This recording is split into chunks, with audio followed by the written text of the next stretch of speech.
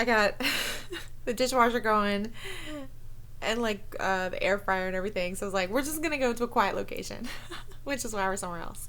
But anyway, so one thing that I'm noticing is that I feel, in a sense, haunted by my abusive ex. He said a lot of things during our relationship. And then when I went into this period during quarantine of just being on my own, coming back to center, sort of processing things and coming to kind of my own understandings and conclusions about what happened. I'd spent like, I want to say all of last year just careening back and forth between, well, no, I don't think he's right. Well, maybe he's right. And then, I'd start spiraling out. I was horribly anxious and very worried. And just like not in a great headspace, not in good energy, not in an emotionally stable place.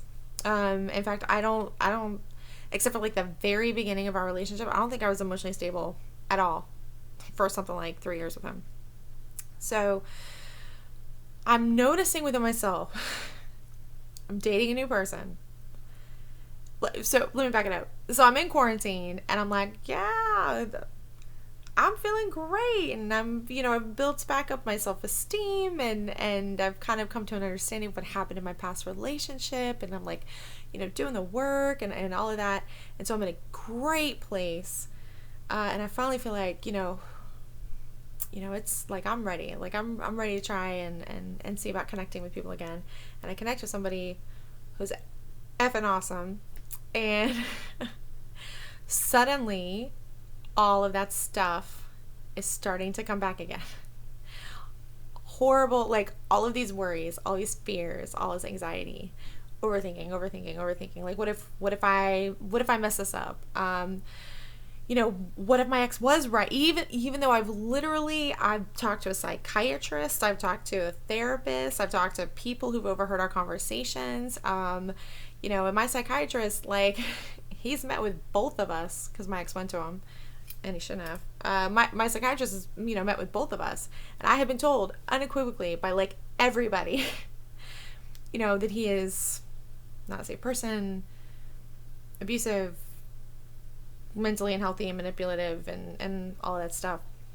And I don't know why it's like there in my brain. I feel like I'm haunted by him in a sense and the things that he said. And it's like trying to untangle him from being the center of like my mind and heart space. People that are a little bit more into the woo would talk about being energetically like tied to this person in a sense. So, here I've been living my best life, like kicking ass, taking names, just, really enjoying who I am as a person. And then I'm in a new relationship and suddenly I'm recognizing like I've lost a lot of confidence that I had gained, and I'm suddenly going, oh no, and being worried and anxious thinking and like churning.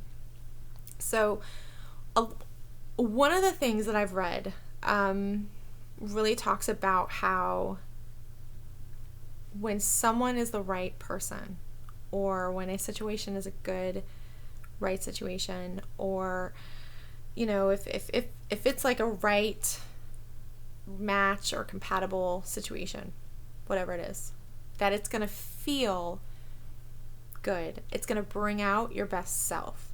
You're gonna feel very positive. If you go on the woo side of things, it's, I've seen it phrased in terms of like, lifting your vibration. Like things that are good for you are always going to lift your vibration. They're always going to lift you up. Whereas things that are bad for you are going to bring you down. So that could be a job, that could be a person or whatever. And I'm having to remind myself that this person, I didn't feel lifted up. I felt horribly anxious most of our relationship, or upset, or angry, or frustrated, or like he's cheating on me and go back and forth with this other girl, or then I'm angry and frustrated and upset with myself because I'm not walking away from it. That relationship was nothing but disempowering for me as a person. And so then I don't want to carry those habits into this new situation. I'm trying to build a very strong foundation with this person, assuming we're moving in the direction that I I feel like we're moving in. And,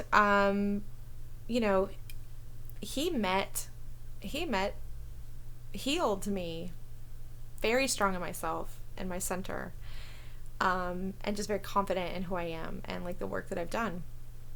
And so I've got to remind myself not to let my ex haunt me, not to sit there and think about all of the things that he said to me.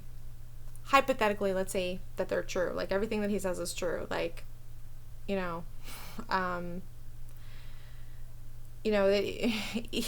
I was the one with the bruises, that I'm the emotionally abusive one, and that I, was horrible, and, all of the things that he said about me, which, by the way, if it's true, leave me. leave me alone. Don't come back in my life. Like, stop coming back around. I still expect him to show up like sometime. I'm like, don't do it. But, even hypothetically, let's say everything he's said is true, that would be a former version of, or past part of my journey. And then now I've done quite a lot of work in the past year, 2 years, to get to the present day. So it's not even fair. It doesn't even make sense. It's not rational to go, everything that he said is true in this moment is true for this moment over here. Even if I agree with it, it's still not accurate. But it's hard, the habit of thinking in a certain way, the habit of centering another person, even the habit of probably the reason why I gave so much of what he said weight is because I want to say it's Ellie Modisett Jr. He says wait a minute, or is it Terry Goodkind? Ooh, I lost my nerd card. But basically, I think it's Terry Goodkind in the Sword of Truth series. And he says, people believe a lie because either they're afraid it's true or they hope it's true. So maybe I was believing some things because I was afraid they were true, because I didn't want to be like my dad or my mom. So now I'm trying to stay aware and be in this space of, okay, fresh starts, good habits, new patterns, not coming from a place of fear and insecurity, right? Am I my best self when I'm coming from a place of fear and insecurity? I don't think any of us are. And I can like feel it I can feel it in my chest when I'm anxious, when I'm afraid, when I'm worried, and then my brain starts going. And I can see how that can super sabotage something wonderful that I don't want to sabotage. So what I'm trying to do is there's kind of two ways you can look at it: the psychological and the, let's say, spiritual, or a little bit more woo. And the psychological is reconnecting with myself, not putting so much attention on another person as much as I like them, which I do. But I've got to stay grounded in who I am, so that I can stay in that place of, I feel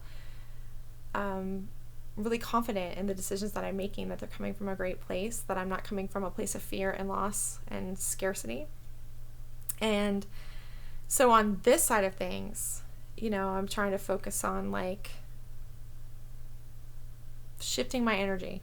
Every time I start feeling the anxiety, the fear, the worry, recognizing no, I want to be up here vibrationally. I want to be in such a good energy. And it's this really kind loving, stable, centered place. And I love being there. And I can't be there if I'm all like worried and shit, you know, with the anxiety. So anyway, you know, kind of talked about in the past video of, you know, kind of, this is why it's so important to kind of not, you know, my past pattern has been like, I like a person and I want to spend all this time with them. Well, you know, if that's what you do, then you don't get to like recognize some things and course correct like as you go.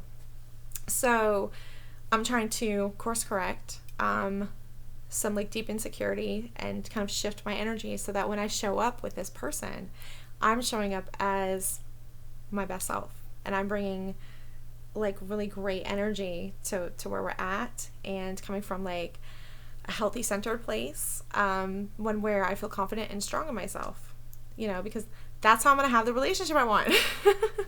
You know what I mean? So yeah, I'm kind of noticing, I'm like, oh no, I'm going in this direction. It's not a good direction. I'm just going to like, let me course correct. So I thought I'd pass that along because this feeling of being haunted by, you know, I want to say like back in the day, it might have been, you know, stuff my dad said to me, which like is so far now in the past, like it doesn't even, it's not even, like it's clearly not true. So just feeling haunted by stuff people say to us.